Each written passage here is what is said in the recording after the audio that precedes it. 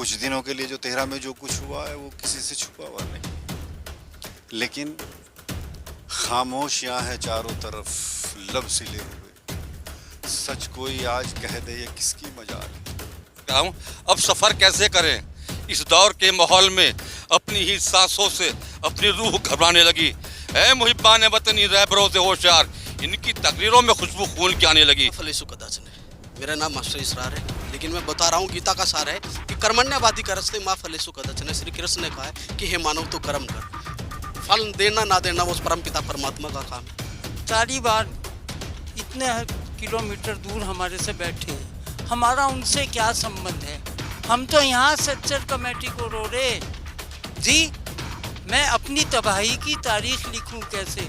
गैरों की भी साजिश है, तेरा भी हवाला है। अमन पर आज आए हमारे जरा, तेरी जानिब कोई आँख उठाए जरा, बांध कर हम भी रहते हैं सर पर कफन।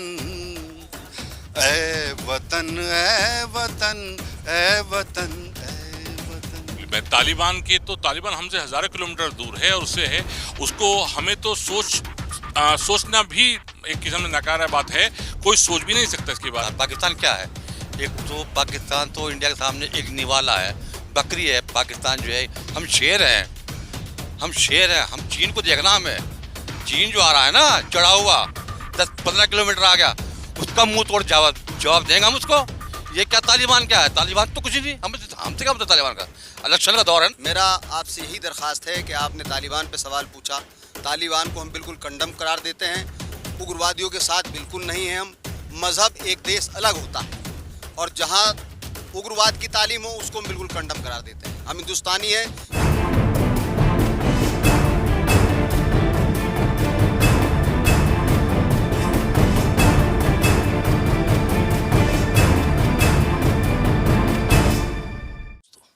आज से करीब 60-62 साल पहले साहिर लुधियानवी ने लिखा था, मालिक ने हर इंसान को इंसान बनाया, हमने इसे हिंदू और मुसलमान बनाया। 60 सालों पहले जो कुछ लिखा गया और बीते कई सालों में, कई दशकों में जो हम सब ने देखा, उसमें मोहब्बत की इस भाषा में, मोहब्बत की इस उम्मीद में, मोहब्बत के इस आसमान में, मोहब्बत के इस मुल्क में कई बार सुराख हुए, नफरतों की दीवारें खड़ी हुई, हिंदू मुसलमान हुआ। और ख़ास तौर से चुनाव के मौसम में अचानक ऐसा क्या होता है कि हर शहर में, हर नुक्कड़ में, जिस भी जगह, जिस सूबे में चुनाव होता है, वहाँ हिंदू मुसलमान होने लगता है। मोहब्बत की बातें दूर की बात होती है, नफरत का जहर फैलने लगता है। आज मैं हूँ मुजफ्फरनगर में दोस्तों। मुजफ्फरनगर वो शहर जिसका अतीत बहुत खूबसूरत है। गंगा जमुनी तहजीब की मिसालें मुजफ्फरनगर में हैं। हिंदू मुसलमान के बीच ऐसे रिश्तों की मिसालें हैं कि अगर आप इतिहास देखेंगे तो आपको लगेगा कैसे मिलजुल कर इस शहर में रहते रहे लोग। लेकिन तभी 2013 में दंगा हुआ।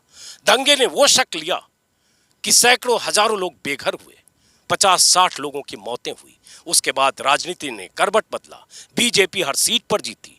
सूबे में, यूपी में बीजेपी को जबरदस्त कामयाबी हुई। देश में मोदी की सरकार है, यूपी में योगी की सरकार है। अब फिर एक बार चुनाव है। क्या चुनाव के पहले एक बार फिर फिजा में नफरत का कोई ऐसा मसाला घोला जाएगा जिससे हिंदू मुसलमान के बीच वो खाई चौड़ी होगी?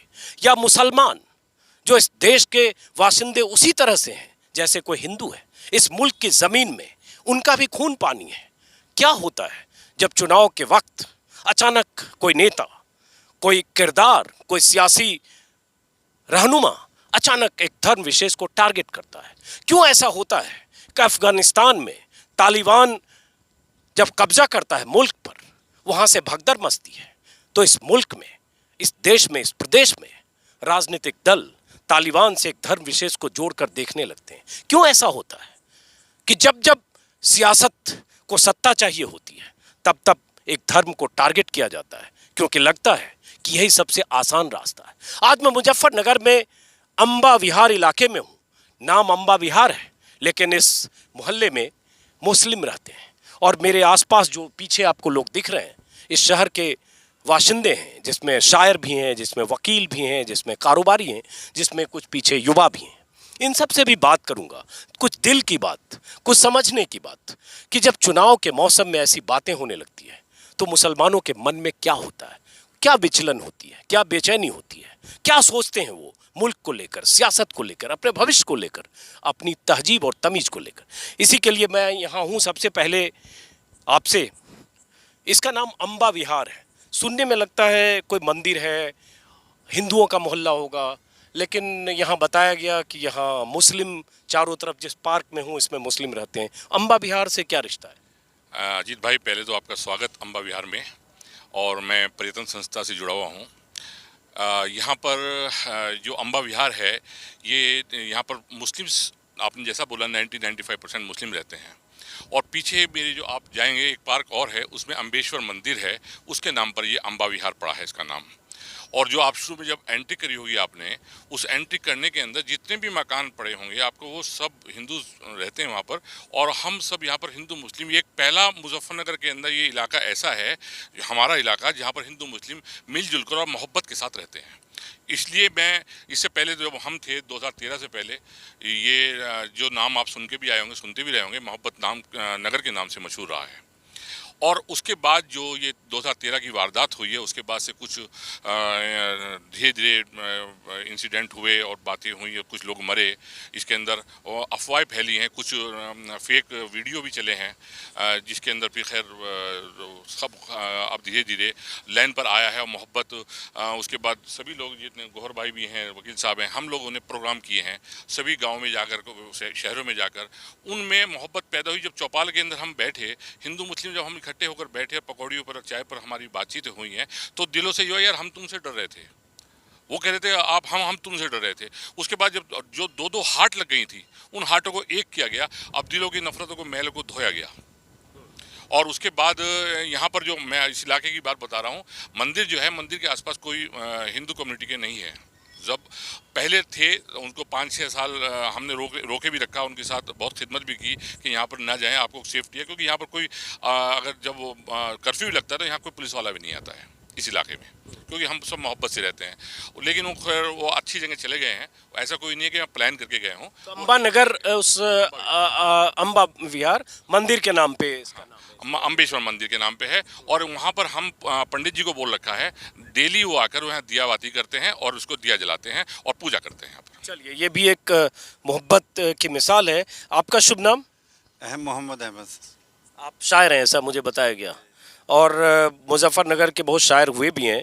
और मुजफ्फरनगर, जैसा कि मैंने शुरू में भी कहा, हिंदू मुस्लिम की जो एक तहजीब है, एक रिश्ता है, मिठास है, मोहब्बत, उसका शहर है। और इसी मुजफ्फरनगर में बहुत कुछ हुआ, और सोने का नतीजा ये हुआ कि हिंदू मुसलमान के बीच ऐसी दीवार खिंची कि सियासत को उसका फ़ायदा मिला। तो आज कैसे सोचते हैं आप, एक शायर के नज़रिए से, एक मुस्लिम मन कैसे सोचता है? देखिए, ऐसा है मोहतरम कि ये तो हम पक्का कहते हैं कि मुजफ्फरनगर तो एक नाम है इसका, वरना हकीकत में तो ये मोहब्बत नगर है। अब हम सोचते रहते हैं कि अब प्यार की खेती यहाँ लहराएगी कैसे, जब बीज मोहब्बत के वो बोने नहीं देता। लेकिन हमारी कोशिश जारी है। मोहब्बत जो है, जो मोहब्बत पहले लोगों से थी वो आज है। कुछ दिनों के लिए जो 13 में जो कुछ हुआ है वो किसी से छुपा हुआ नहीं है, लेकिन खामोशियाँ हैं चारों तरफ, लब सिले हुए, सच कोई आज कह दे ये किसकी मजाल है। और हम तो लोगों से कहते हैं कि तोड़ कर फेंक दो बैसाखियाँ चलना सीखो, तोड़ कर फेंक दो बैसाखियाँ चलना सीखो, खुद ही उठेंगे कदम जब न सहारे होंगे, और अपनी बिखरी हुई ताकत को जो यकजा कर लो, जितने दुश्मन हैं वो कदमों में तुम्हारे होंगे। बहुत अच्छी बात कही आपने।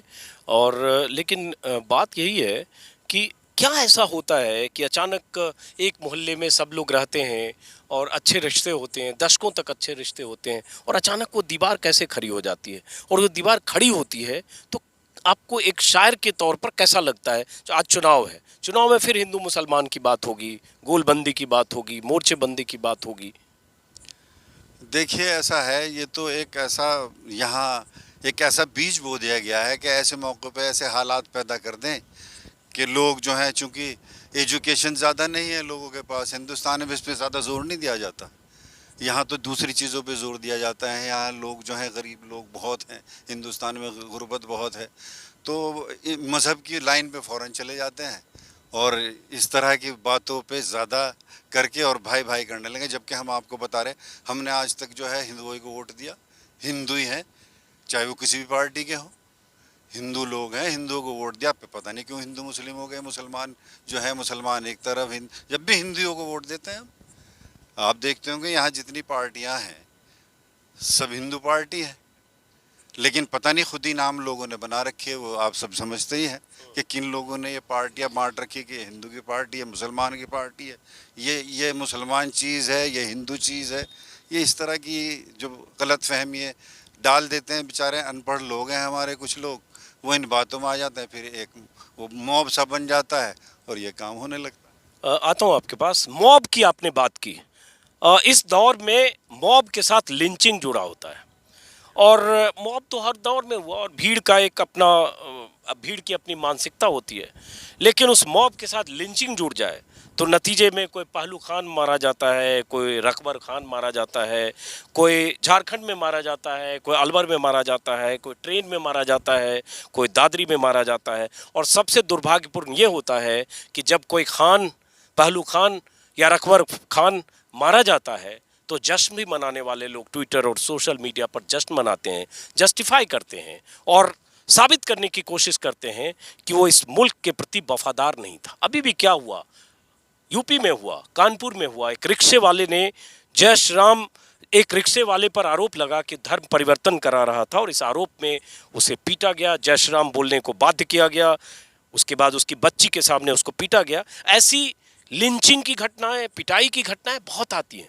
क्या बीतता है जब कोई मुस्लिम ऐसा देखता और सोचता है उसी मुल्क में रहते हुए कि जब मुल्क तकसीम हो रहा था उनके पास विकल्प था कि भारत की बजाय पाकिस्तान को चुनते, लेकिन यहीं रह गए। आपका शुभ नाम? मुझे अमीर आजम खान कहते हैं। बहुत अच्छा नाम है, अमीर भी हैं, आजम भी हैं, खान भी हैं। मैं एक मुस्लिम मन के तौर पर समझना चाहता हूँ कि इतनी चीज़ें होती है, घटित होती हैं और चुनाव के मौसम में फिर उसी तरह से जैसा मैंने कहा गोलबंदी और मोर्चेबंदी होगी, बाकी चीज़ें गायब हो जाएंगी। आप मुसलमान हैं, वो हिंदू हैं, एक आपका वोट लेना चाहेगा, ये उनका वोट लेना चाहेगा। क्या होता है, क्या उस समय गुजरती है? ये जब तक, जैसा कि आपने बताया है कि इस किस्म के वाक़यात जब पेश आते हैं और जब मुझे ये मैं देखता हूँ और सुनता हूँ कि एक गरीब हिंदुस्तानी मारा गया तो दिल में दुख तो होता है। लेकिन अजीत भाई, मैं आपसे ये अर्ज़ करूँ कि हिंदुस्तान की जो स्ट्रक्चर है वो गंगा जमनी तहज़ीब के ऊपर बेस्ड है और इन सारी बातों का जवाब, मैं आशावादी हूँ, ये टेम्परेरी फेजेस हैं। हमारा डेमोक्रेसी जो है वो अभी 75 इयर्स ही इसको हुए हैं और ये मुल्कों की तारीख़ में बहुत ही शॉर्ट लाइफ है। अभी इसको और मैच्योर होना है। मैं पूरी तरीके से आशावादी हूँ कि एक वक्त आएगा ये सारी चीज़ें जो हैं पसे पुष्ट डाल दी जाएंगी और हम उसी रास्ते पर आ जाएंगे जो हिंदुस्तान का असली शक्ल है। और वो मैं 2-4 लाइनों में आपको बता देना चाहता हूँ कि ए आबरूद गंगा वो दिन है याद तुझको, ए आबरूद गंगा वो दिन है याद तुझको, उतरा तेरे किनारे जब कारवां हमारा, मज़हब नहीं सिखाता आपस में बैर रखना, हिंदी है हम वतन है हिंदोस्तां हमारा। कुछ बात है कि हस्ती मिट्टी नहीं हमारी, कुछ बात है कि हस्ती मिट्टी नहीं हमारी, सदियों रहा है दुश्मन दौरे ज़मा हमारा, सारे जहाँ से अच्छा हिंदोस्तां हमारा। हम बुलबुलें हैं इसकी, ये गुलसिता हमारा।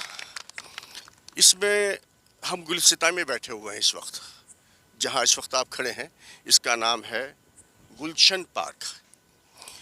पार्क की गुलिस्तान की एक ख़ासियत होती है कि इसमें मुख्तलिफ़ किस्म के फूल होते हैं, मुख्तलिफ़ रंगो बू के फूल होते हैं, तभी वो गुलिस्तान खूबसूरत होता है।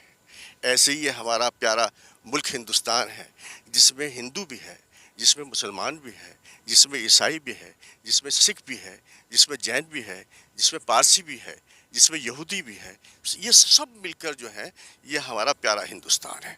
मैं पूरा आशावादी हूँ कि इसके इस शक्ल को कोई ताकत ख़राब नहीं कर पाएगी और ये जो सियासी लोग हैं ये इसकी शक्ल नहीं बिगाड़ पाएंगे।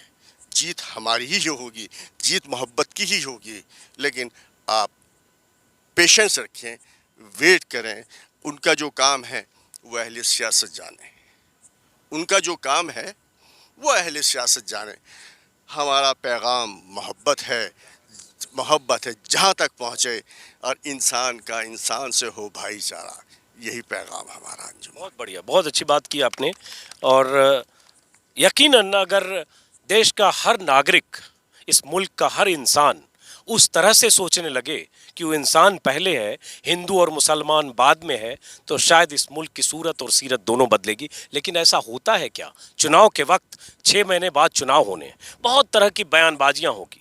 कुछ योगी आदित्यनाथ बोलेंगे, कुछ ओवैसी बोलेंगे, कुछ बीजेपी के कुछ दूसरे नेता बोलेंगे। आजम खान आज जेल में है, वो होते कुछ वो बोलते, और उसके बाद एक फिर से वो सियासत वो रंग लेता कि लगता कि हिंदू और मुसलमान के बीच जो खाई थी, जो चुनावी मौसम में और गहरी हुई, उसमें दीवार कुछ बड़ी हुई। आपका शुभ नाम जान सकते हैं? ये डॉक्टर जैदी कहते हैं, काउंसलर। डॉक्टर जैदी साहब हमें है अम्बा विहार, एक तो बड़ा मंदिर पर इस मोहल्ले का नाम है और मुस्लिम बिरादरी चारों तरफ रहते हैं। कैसे सोचते हैं जैदी साहब, क्या बदल गया? कुछ बदला है क्या? इस फिजा में कुछ मिला है क्या जिससे लगता है कि ऐसी घटनाएं हो रही हैं? कुछ बेचैनी है क्या?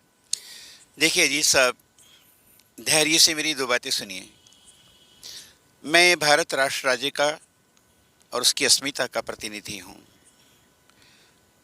मेरी मादरी ज़ुबान उर्दू है, लेकिन इस वक्त मैं जानबूझकर हिंदी में आपसे बात करूँगा।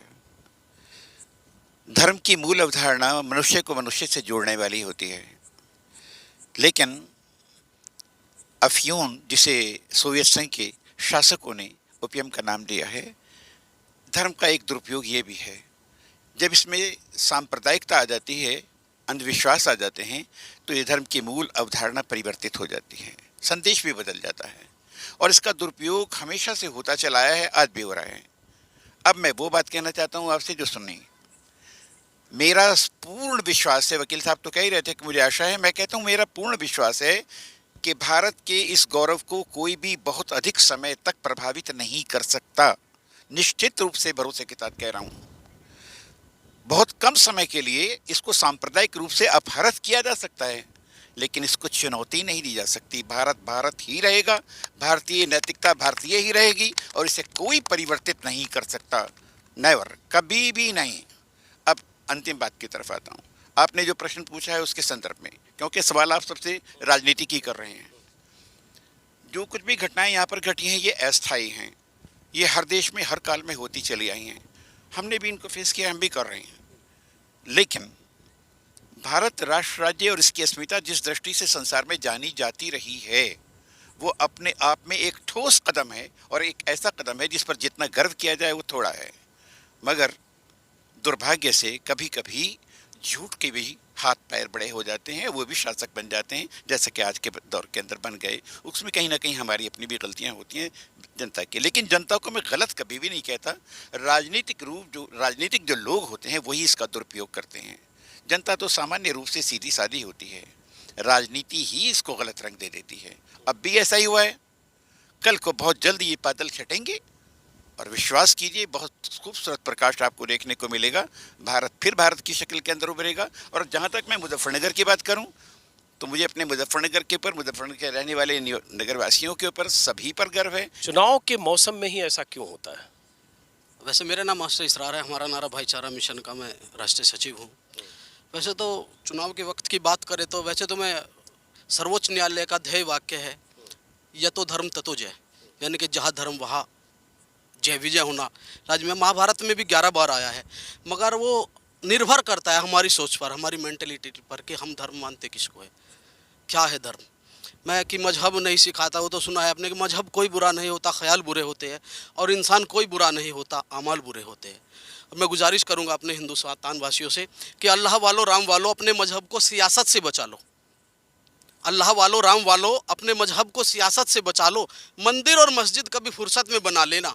नफरत से जो टूटी है वो दीवार तो बना लो, नफरत से जो टूटी है वो दीवार तो बना लो। हम गीता का सारे कर्मण्यवादी करस्ते मा फलेषु कदाचन है। मेरा नाम मास्टर इसरार है, लेकिन मैं बता रहा हूँ गीता का सार है कि कर्मण्यवादी करस्ते मा फलेषु कदाचन है। श्री कृष्ण ने कहा है कि हे मानव तू कर्म कर, फल देना ना देना वो परम पिता परमात्मा का काम है। हम उसको रब्बुल आलमीन कहे या परम पिता परमात्मा, who is the creator of this universe, जो इस पूरे ब्रह्मांड को रचने वाला है, उसकी आराधना करने का अपना अपना अलग अलग तरीका होता है। वो धर्म नहीं, उसको संप्रदाय कहते हैं। मजहब से मेरा तात्पर्य अलग है, मैं अलग मानता हूँ, मेरी तो सोच अलग है मजहब को लेकर।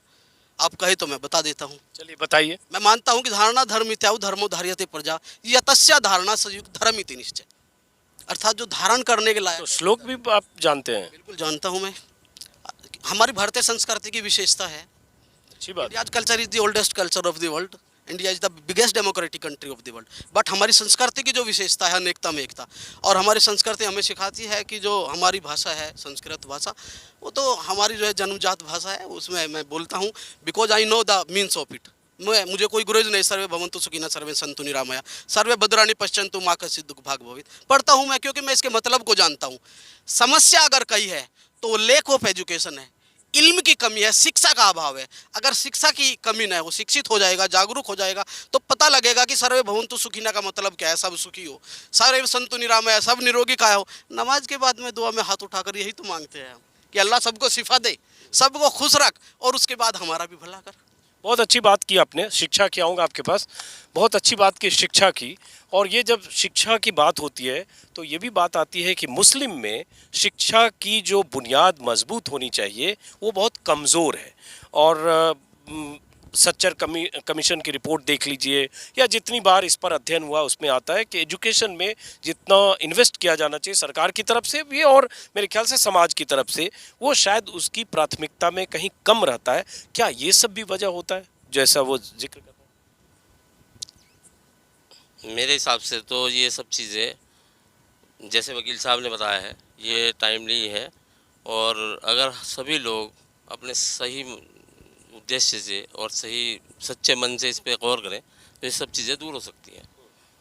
और क्योंकि मैं एक बिजनेसमैन हूँ, वही राजनीति तो मैं नहीं जानता, मगर मैंने इसमें अभी तक ये ट्राई किया है। पहले हम सब लोग मिलजुल कर रहते थे और एक दूसरे के बिना हमारा गुजारा भी नहीं था, कारोबार भी नहीं चल पाते थे। मेरे पास फ़ोन आते थे हिंदूज़ के, मैं फ़ोन करता था। अब ऐसी बातें नहीं हैं, वो 5-6 साल से कम क्या बस ख़त्म सी हो गई हैं। राहत इंदौरी जी कहा करते थे कि नई हवा की सोबत बिगाड़ देती है और कबूतरों को खुली छत बिगाड़ देती है। वो जो जुर्म करते हैं वो इतने बुरे नहीं होते, सज़ा न देकर अदालत बिगाड़ देती है। और मिलाना चाहा जब भी इंसान को इंसान से, सारे काम ये सियासत बिगाड़ देती है, सारे काम ये सियासत बिगाड़ देती है। तो जो सियासत है तो गुजारिश यही करते हैं कि जर्रे को चट्टान बना दे या अल्लाह, और हम सबको नेक इंसान बना दे या अल्लाह। हिंदू मुस्लिम खाए एक ही थाली में, शहीदों के सपनों का हिंदुस्तान बना दे या अल्लाह, शहीदों के सपनों का हिंदुस्तान बना दे या अल्लाह। तो ये सारी चीज़ें जो सियासत ने पैदा की है वो हमें तय करना पड़ेगा कि सियासत, नफरत की सियासत कौन करता है।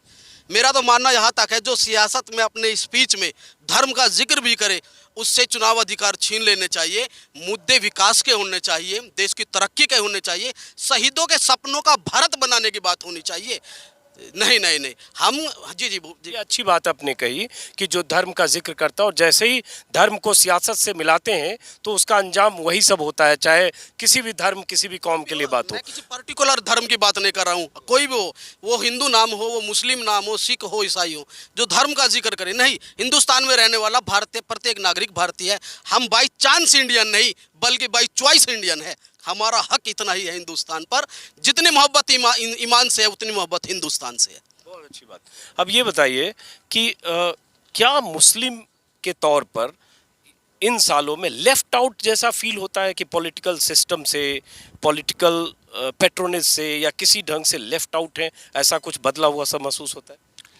देखिएगा, जहाँ तक मैं खड़ा हो जाता हूँ बैठ के थोड़ा सा नहीं बोलिए। हाँ, जहाँ तक इसकी इलेक्शन की बात है, चुनाव की बात होती है, जहाँ हिंदू मुस्लिम की बात आ जाती है, इस धारणा को मैं इसलिए जब धर्म के मज़हब से जोड़ा जाता है जैसा मास्टर जी ने बोला, धर्म को मज़हब से जोड़ते ही जब ये बात आती है और उसके अंदर नफ़रत का फैलाई जाती है, उस नफ़रत से दूरी बनाने के लिए मैं थोड़ा सा एक शेर भी बोलूँगा इसमें, नफ़रत का बाजार न बन, फूल खिला तलवार न बन, रिश्ता बन मंजिल मंजिल, मंजिल बन दीवार न बन। तो जिस दिन हम ये सब समझ लेंगे, जिस दिन हम ये समझ लेंगे कि हमें किस तरह से ख़रीदा जा रहा है या हमें मज़हब के दायरे में लाकर हमें एक किस्म से बरगलाया जा रहा है, उस चीज़ को समझ लेंगे। यहाँ पर और भी हैं, ऐसा नहीं है खाली भाजपा ही या कोई और पार्टी ही पर्टिकुलर एक मज़हब का जिक्र करती है, और पार्टी है, समाजवादी पार्टी है या बहुजन समाज पार्टी या यहाँ तक कांग्रेस भी समझ लीजिएगा, कोई भी पार्टी है, वो सब फ़ायदा उठाने की कोशिश करती है कि मज़हब के नाम पर हमारे साथ जुड़ते चले जाएँ। कुछ कम है, कुछ ज़्यादा है, सब हमाम में सब नंगे हैं। लेकिन हाँ, एक पार्टी जिसकी वजह से यहाँ पर जो जिक्र आया था कि सब लोग हिंदू यहाँ प्रत्याशी खड़े होते हैं, सब वैसे ही होते हैं, लेकिन एक जो पर्टिकुलर एक पार्टी है जिसको मुस्लिम वोट देना नहीं चाह रहा है, हालांकि अब ऐसी बात नहीं है, कुछ थोड़ा बहुत टर्निंग हुआ है, लेकिन जहाँ आती है मॉब लिंचिंग की बात आ जाती है। मॉब लिंचिंग के बाद जब पता लगता है कि पहलू खान है या फला खान है या वो खान है, तो जब ये महसूस होता है, मुस्लिमों को भी महसूस होता है कि नहीं यार, हर बार क्यों मुसलमान ही मारा जाता है, मॉब लिंचिंग मुसलमानों की क्यों होती है, चाहे वो मध्य प्रदेश की घटना चूड़ी वाले के साथ हुई हो और उसकी घटना होने के बाद उसको ही दोषारोपण कर दिया जाता हो। तो ये चीज़ें पॉज को लगाकर, ये चीज़ें जब समाज के अंदर जहर फैलाना का काम करती है, धीरे धीरे माइंड को कैप्चर कर लिया गया है। इन माइंड को खोला करने के लिए हम सबको एक किस्म से एक प्यार मोहब्बत का एक बैठना पड़ेगा और इन दीवारों को दूर करना पड़ेगा, नफरत को दूर करना पड़ेगा। जब भी एक हमारा हिंदुस्तान, जैसा वकील साहब ने बोला, डॉक्टर साहब ने बोला है, हम उस हिंदुस्तान को फिर पाएंगे और इंशाल्लाह पूरी उम्मीद है वो उस हिंदुस्तान दोबारा से वापस होगा और जिसके अंदर हम सब मिलजुल कर जैसे हमेशा से रहते आए हैं। मैंने आपको इसी पर्टिकुलर अपने अम्बा विहार का ही बोला है, बाहर हमारे जैन साहब हैं और लोग भी हैं, वो पूरा बराबर हमारा कोऑपरेट करते हैं, चाहे वो फाइनेंस हो वैसा हो, सब हम मिलजुल कर एक ही उसमें खाते पीते भी हैं, सब कुछ होते हैं। मैंने यहाँ बताया कि कितना भी मुजफ्फरनगर के हंगामा हो जाए, लेकिन यहाँ एक पुलिस वाला नहीं आता है। मुजफ्फर इतना अमन चैन इस कॉलोनी के अंदर रहती है। तो अगर हम सब हिंदू मुस्लिम मिलजुल कर रहते हैं तो उस कॉलोनी में अमन चैन भी रहता है। अब हमारे पर्टिकुलर जीटी रोड से उस साइड में हिंदू हो गए हैं, जीटी रोड से इस साइड में मुस्लिम हो गए हैं। ये बंटवारा होने से जब एक आपस में मिले जुलेंगे नहीं, ऊपर से कोरोना ने ये कर दिया है कि हम मिलते जुलने में थोड़ा कम हो गया है, तो जब ये मोहब्बत नहीं बन पाएगी, नफ़रत फैल जाएगी, तो उस मोहब्बत को बनाने के लिए मिलना जुलना पड़ेगा। और ये जब आपस में मिलते हैं, हम लोग मिलते हैं, अभी वैक्सीन के कैंप हम लगवा रहे हैं सब जगह, हम हिंदू इलाके में लगवा रहे हैं, मुस्लिम इलाके में लगवा रहे हैं। जब मिलते हैं सब जगह प्यार मोहब्बत की बातें होती हैं। तो अब फिलहाल मुजफ्फरनगर के अंदर बिल्कुल ऐसा नहीं दिखाई दे रहा है। बैठिए, मोहब्बत हिंदू मुसलमान में होगी, लेकिन जैसे सियासत की एंट्री होती है वहीं नफ़रत की आरी चलने लगती है, क्योंकि सियासतदां जो होते हैं उनका जो है उनका फ़ायदा इसी में है कि दोनों में कुछ बंटवारा हो, डिवीज़न हो, वोट के आधार तय हो। आपका शुभ नाम? मेरा नाम गौहर सिद्दीकी है, मैं यहाँ सेकुलर फ्रंट का कन्वीनर हूँ। सेकुलर फ्रंट के कन्वीनर हैं गौहर सिद्दीकी साहब। एक सवाल आता है कि जब मान लीजिए तालिबान में अगर अफ़गानिस्तान में, माफ़ करें, अफ़गानिस्तान में अगर तालिबान तख्ता पलट करता है, वहाँ का प्रेसिडेंट भाग जाता है, वहाँ के सारे मंत्री भागते हैं और तो और महिलाएं, बच्चे पलायन होना शुरू होता है, भारत भी दूसरे देशों में भी, और जिस ढंग से हथियारबंद दस्ते टॉर्चर करते हैं, महिलाओं के प्रति उनका रवैया जो कुछ भी है, लेकिन अचानक कोई इस मुल्क से कोई नेता या कोई शख्स अगर हिमायत करता है तालिबान को, तो लगता है वो सही है या गलत है? आप कैसे देखते हैं? पहले आपका नज़रिया मैं सुनना चाहता हूँ। देखिए साहब, गलत की परिभाषा दो नहीं हो सकती। गलत की परिभाषा सिर्फ एक है, वो गलत है। आज के इस दौर में जब हम हिंदुस्तान में कहीं ये चीज़ देखते हैं कि जहाँ मजहबी उन्वाद देखते हैं या मज़हब के नाम पर हम लोग लड़ाई झगड़े देखते हैं, इस 75 साल के इस पूरे पीरियड में हमने ये चीज़ देखी और पढ़ी समझी है कि बहुत समय समय पर यहाँ पर धार्मिक उन्वाद हुए, झगड़े हुए मज़हब के नाम पर, जात के नाम पर। लेकिन मैंने ये देखा साहब कि कुछ समय से उन झगड़ों का एक नया रूप हमने लोगों ने देख लिया। यहाँ किसी भी अपराध को किसी मज़हब से जोड़ना और किसी भी एक आदमी के, किसी पर्टिकुलर एक आदमी के कर्तव्य को उसके पूरे समाज से जोड़ना, और ख़ास तौर से एक और चीज़ डिस्क्रिमिनेशन ये चीज़ आई है, एक ऐसा भेदभाव यहाँ पर दिखाई दिया, एक ऐसी शर्मनाक बात यहाँ पर होने लगी कि जब सामाजिक अपराध होता है तो उस पर भी लोग है नहीं उसको फॉलो करने लगे, उसको जस्टिफाई करने लगे। मैं एक बात कहना जरूर चाहूँगा कि क्या हम लोग बुनियादी तौर पर क्या हम लोग ये चीज़ समझ सकते हैं कि हमारे तालिबान से ज़्यादा, पड़ोस के मुल्क की अफरा तफरी से ज़्यादा क्या मेरे मुल्क की भूख का भी कोई नज़रिया है इस सियासत को? क्या इसके भी कुछ मायने हैं? वो लोग जो इस तरीके के काम कर रहे हैं, चाहे वो किसी भी मज़हब के हों, किसी भी जात के हों, लेकिन अगर जो किसी चीज़ को गलत को जस्टिफाई करते हैं तो मैं उसका मुखर विरोधी हूँ, चाहे वो मुसलमान हो, हिंदू हो, सिख हो, ईसाई हो। मेरा एक चीज़ ये ज़रूर कहना चाहूँगा कि जहाँ पर सियासत के सिलसिले से बात हम लोग करते हैं, देखिए जिन लोगों को फ़ायदा जहाँ पर मिल रहा है वो हर चीज़ करता है। इस देश की बदकिस्मती ये है इस 75 साल में कि तमाम लड़े जाने वाले चुनाव जो डेमोक्रेसी के लड़े जाते हैं, जमहूरियत के लिए लड़े जाते थे, वो चीज़ आती थी कि करप्शन के लिए, विकास के डेवलपमेंट के लिए, लेकिन आते आते रिलीजियस कास्ट में जिस तरीके से तब्दील हर पार्टी करती है, ये किसी से छुपा नहीं। मैं एक चीज़ कह सकता हूँ साहब कि अगर हम आपस में कुछ देर को लड़ना भूल जाते हैं तो हमारी सियासत को पसीने छूट जाते हैं। सही बात, बहुत सही कहा। लेकिन मैं फिर उसी सवाल पर आऊँगा, क्योंकि आने वाले 6 महीने में चुनाव में ये होगा नैरेटिव कि जो कुछ अफ़गानिस्तान में हो रहा है, यहाँ कोई मुस्लिम नेता, कोई लीडर या कोई शख्स या उलेमा अगर उसकी वकालत करेंगे, उसकी हिमायत करेंगे, तो एक नैरेटिव ऐसा बनाने की कोशिश होगी कि देखो ये लोग उनके हिमायती हैं, तो कहीं कनेक्ट करने की कोशिश, एक साजिश कहें या नैरेटिव कहें। आपको लगता है कि जो वकालत अगर कुछ लोग करते हैं वो गलत करते हैं, नहीं होना चाहिए? क्या मतलब है तालिबान से अगर वहाँ कुछ हो रहा है वो गलत हो रहा है, भागने वाले भी मुस्लिम, मारने वाले भी मुस्लिम, टॉर्चर होने वाले भी मुस्लिम, टॉर्चर करने वाले भी मुस्लिम, तो उसमें हिमायत क्यों? जो भी करते हैं हिमायत। अजीत भाई, जो सवाल आपने पूछा है उससे मैं ये समझता हूँ कि जो लोग तालिबान को जस्टिफाई करते हैं वो बहुत गलत करते हैं और मैं उससे टोटली डिसएग्री करता हूँ। देखिएगा, तालिबान एक मजहबी मुल्क बनाना चाहता है, उसका तस्वुर भी हम हिंदुस्तान में नहीं कर सकते, क्योंकि हमारा जो कॉन्स्टिट्यूशन ऑफ इंडिया है और उसमें उसका जो बेसिक स्ट्रक्चर है, जो प्रीएम्बल में शो होता है कि we the people of India having solemnly resolved to constitute India into sovereign, democratic, social और फेडरल स्टेट, डेमोक्रेटिक स्टेट, तो वो कंसेप्ट जो है वो उन लोगों से बिल्कुल अलग है। मैं अपील करूंगा सभी हिंदुस्तानियों से और पर्टिकुलरली मुसलमानों से कि खुदा के लिए कभी भी अपने सपने में भी तालिबान को जस्टिफाई मत करना। बहुत अच्छी बात कही, जरा इस पर कमेंट। आप सहमत हैं इनसे? जी, मैं इनसे पूरा सहमत हूँ। आप भी सहमत? मैं तो बिल्कुल सहमत हूँ। और एक और चीज़ है कि हमने तो अपने सोशल मीडिया अकाउंट से हमने उम्मत मुस्लिमा से और पर्टिकुलर भारत के लोगों से भी, सभ्य नागरिकों से हमने कहा है कि किसी भी तरीके से तालिबान का समर्थन न करें। तालिबान से हमारा कोई लेना नहीं। हम लोग इस मुल्क में रहने वाले हैं, इस मुल्क में रहेंगे, इसी मुल्क में जिएते, इसी मुल्क में मरेंगे। आप भी सहमत हैं डॉक्टर साहब जो इन्होंने कहा तालिबान को लेकर? चूंकि ये सवाल मैं इसलिए पूछ रहा हूँ, ख़ास तौर से आप भी सुन लें।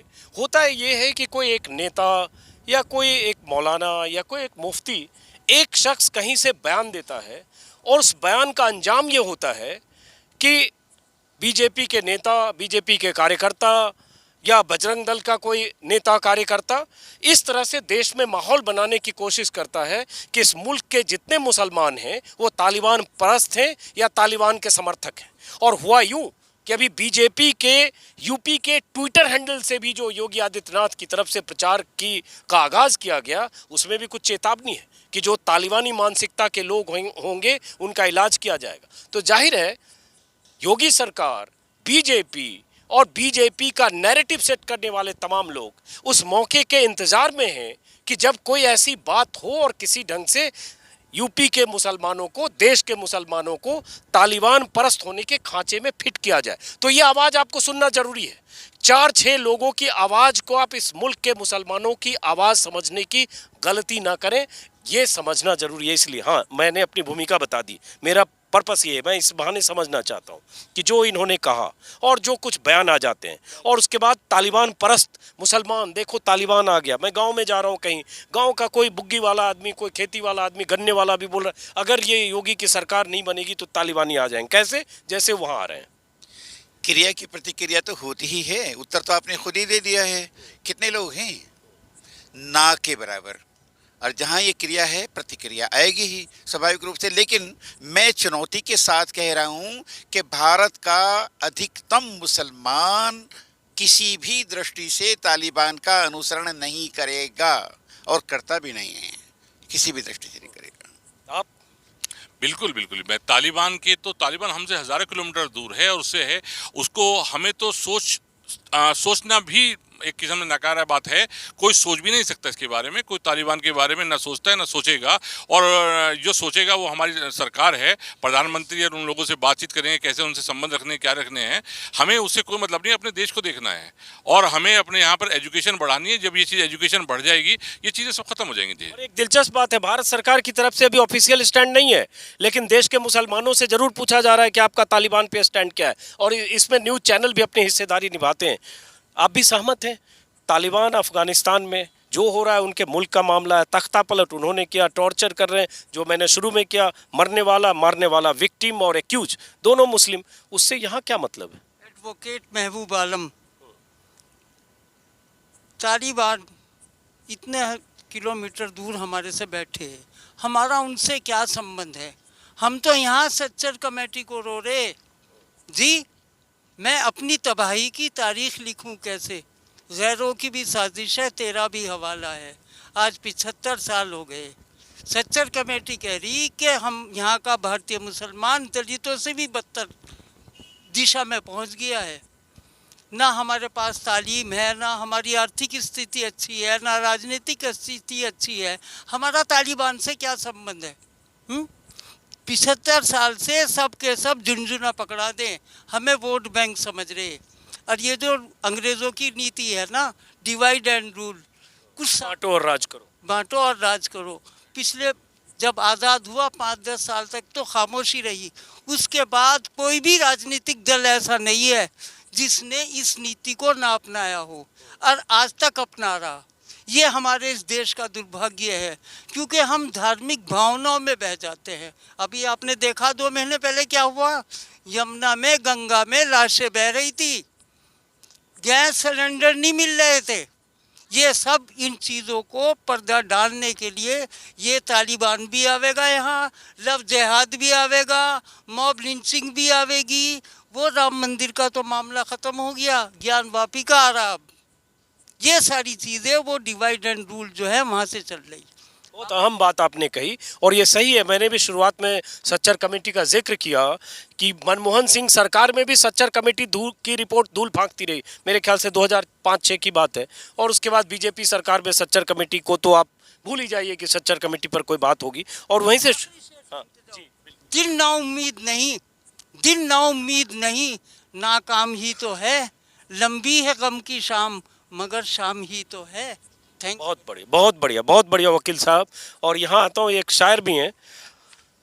शिक्षा और सच्चर कमेटी और मुस्लिम समुदाय की बदहाली हर स्तर पर। सत्ता में नुमाइंदगी तो 7 साल में इस देश में क्या हो रहा है आप जानते हैं। जब भी बीजेपी नेता बात करेंगे तो शाहनवाज हुसैन और मुख्तार अब्बास नकवी की बात होगी। मैं कहता हूँ वो 2 बिजुके हैं। 2 नुमाइंदगी के नाम पर 2 ऐसे शख्स हैं जिनका हवाला बीजेपी ज़रूर देगी, लेकिन इस देश में, इस मुल्क में और यूपी में, इस सूबे में जहां 403 सीटों पर बीजेपी चुनाव लड़ती है, उसमें कोई मुस्लिम उम्मीदवार नहीं होता है। लेकिन प्रधानमंत्री का नारा है सबका साथ, सबका विकास, और उसमें जोर दिया सबका विश्वास। उस विश्वास में अगर 18-19% के लोग शामिल नहीं हैं तो सबका साथ, सबका विकास है कैसे?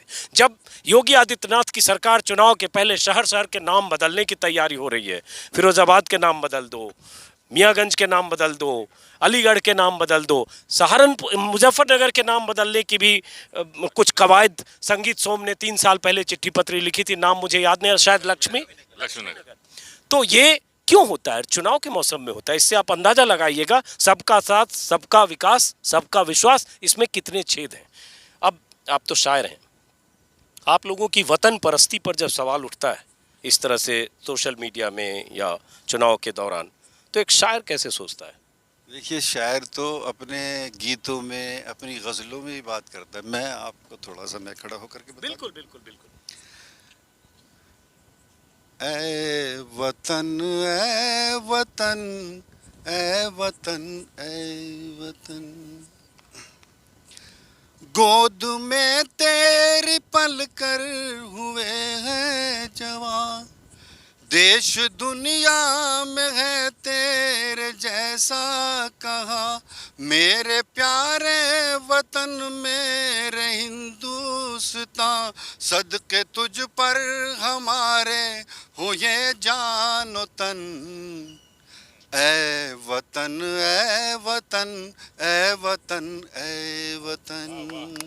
बहुत बढ़िया, बहुत अच्छी बात कही आपने। पाँव सरहद पे दुश्मन बढ़ाए जरा, अमन पर आँच आए हमारे जरा, तेरी जानिब कोई आँख उठाए जरा, बांध कर हम भी रहते हैं सर पर कफन, ऐ वतन, ऐ वतन, ऐ वतन, ऐ वतन।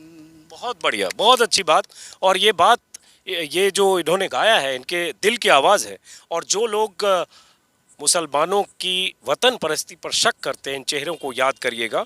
और वो लोग, मैं कई बार कहता हूँ कि ऐसे लोग, ऐसे सिरफिरे लोग, ऐसे उग्र भीड़ का हिस्सा बने लोग, जब एक रिक्शे वाले को पीटा जाता है, उसकी मासूम बच्ची बिलखती है, उसे मजबूर किया जाता है जय श्री राम के नारे लगाए, और जब पुलिस कार्रवाई करती है बहुत दबाव में, अगले दिन हजारों लोग सड़क पर आते हैं, चाहे इंदौर में आए चाहे कानपुर में आए, क्योंकि उन्हें लगता है कि वो जो हो रहा था सही। ये क्यों हो रहा है, किस दौर में हो रहा है, ये बहुत मायने रखता है। बैठ जाइए प्लीज़। और आपने सुना, यहाँ जितने लोग हैं इनमें कोई ऐसा नहीं होगा जो तालिबान का पक्षधर होगा, लेकिन आप गौर करिएगा, अगर आप नागरिक हैं, वोटर हैं यूपी के, अगले 6 महीने में ऐसे 36 बहाने खोजे जाएंगे जब इस समुदाय को, इस कौम को तालिबान से जोड़ा जाएगा। पाकिस्तान से तो जोड़ा जाता ही है, उसमें तो मेरा नाम भी अजीत अंजुम है, आधा अंजुम है, मुझे भी हर समय पाकिस्तान का वीज़ा दिया जाता है। हो सकता है इस वीडियो के बाद नीचे बहुत सारे लोग लिखें भी कि तुम भी पाकिस्तान या अफगानिस्तान चले जाओ। लेकिन चलिए, और कोई पीछे हैं जो बच गए? जी, मैं कहता हूं कि कुछ लोग बदल कर तेवर, भड़काऊ भाषण देकर नफरत की चिंगारी को पहुंचा देते हैं घर घर। मस्जिद मंदिर को ढाना अगर लोग नहीं छोड़ेंगे तो ये भारत माता काली माँ बन जाएगी। मेरा आपसे यही दरख्वास्त है कि आपने तालिबान पे सवाल पूछा, तालिबान को हम बिल्कुल कंडम करार देते हैं, उग्रवादियों के साथ बिल्कुल नहीं हैं हम। मज़हब एक देश अलग होता है, और जहाँ उग्रवाद की तालीम हो उसको हम बिल्कुल कंडम करार देते हैं। हम हिंदुस्तानी हैं, हिंदुस्तान की बात को मानेंगे, हिंदुस्तान में रहना चाहते हैं तो हिंदुस्तान जय हिंद कहेंगे। चलिए, बहुत अच्छी बात। आप कोई और अपनी बात कहना चाहते हैं, कहें, फिर मैं ख़त्म करूँगा। जी जी। तालिबान का तो एक बहाना है, इलेक्शन आ रहा है ना, तो ये वो चाह रहे हैं कि ये हिंदू है, ये मुसलमान है, और जो है इंडिया और पाकिस्तान। पाकिस्तान क्या है?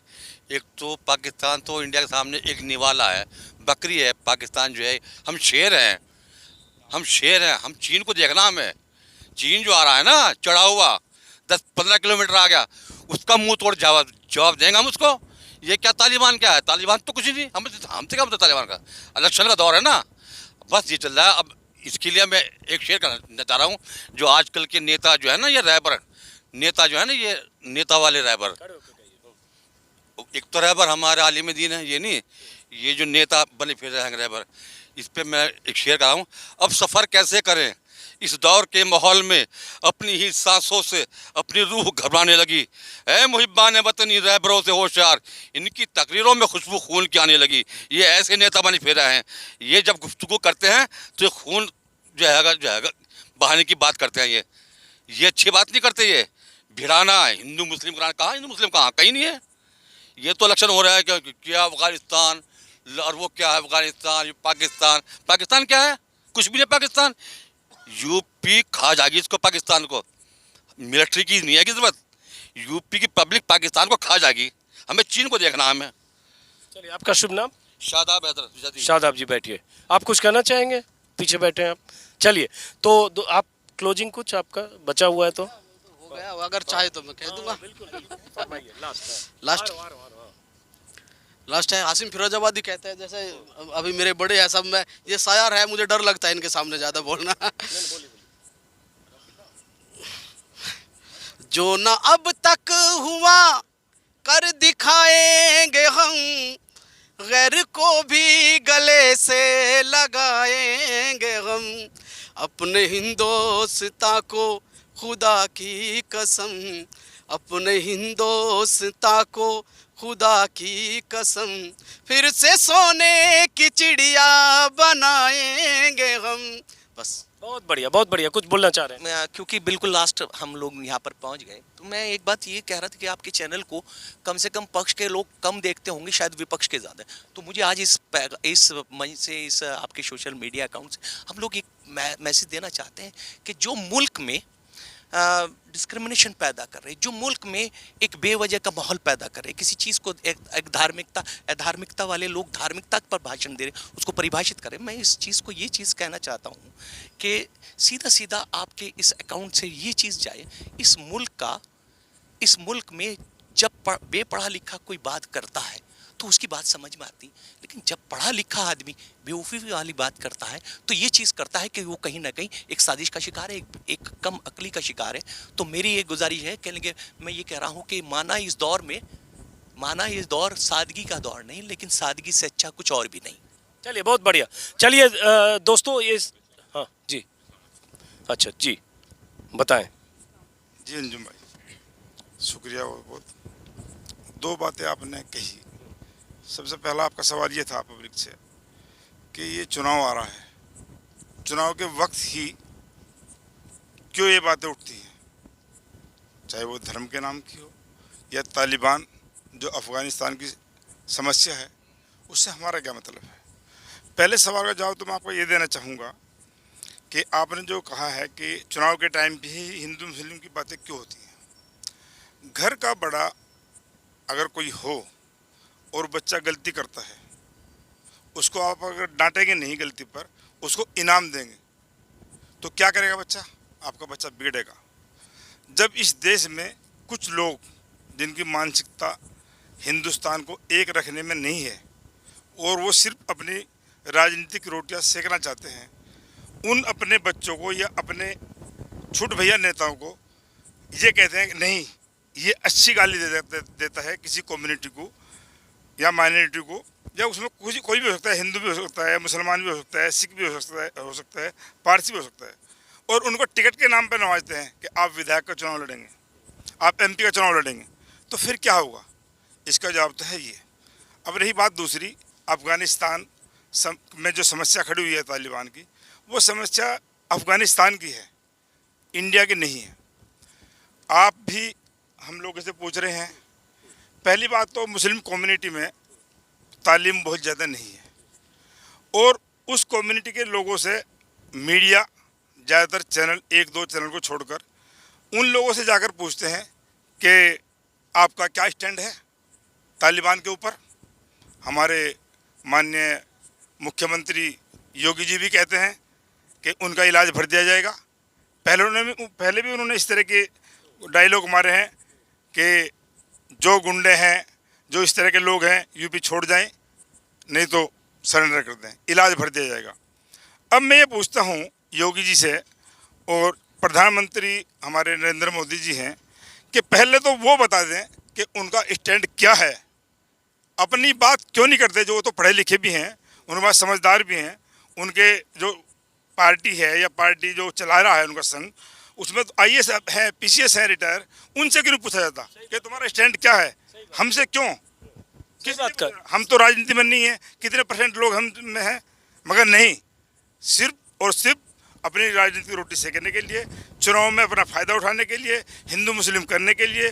क्योंकि यहाँ पर ही नहीं, हमारे यहाँ तो एजुकेशन कम है ही, हमारे हिंदू भाइयों में भी ऐसा लोग हैं कि वो लोग जो कम पढ़े लिखे लोग हैं वो इस बात के ऊपर जुड़ जाते हैं। सही बात करें, थोड़ा वक्त लंबा हो गया इसलिए मैं इस बातचीत को ख़त्म करूंगा। और ये सही है कि सिर्फ छुट भैये नेता की बात नहीं, मैं नेता का नाम लिए बगैर कहूँगा कि बीते चुनाव में शमशान और कब्रिस्तान का जब जिक्र आया, सत्ता के शीर्ष पर बैठे लोग जब रैलियों में कहते हैं तो उनके वोटर समझ जाते हैं कब्रिस्तान का मतलब क्या है, शमशान का क्या मतलब है। अभी यूपी में चुनाव है, अगले 6 महीने तक बहुत कुछ ऐसा होगा जब आप देखेंगे तरह तरह के किरदार तरह तरह के भाषण देंगे और उस भाषण के मायने हिंदू और मुसलमान पर जाकर ख़त्म होंगे, वहीं टिकेंगे। क्योंकि रोज़गार, शिक्षा, स्वास्थ्य और बुनियादी तमाम सवालों पर भारी पड़ेगा ये हिंदू मुसलमान का मुद्दा। नैरेटिव साधने की कोशिश होगी।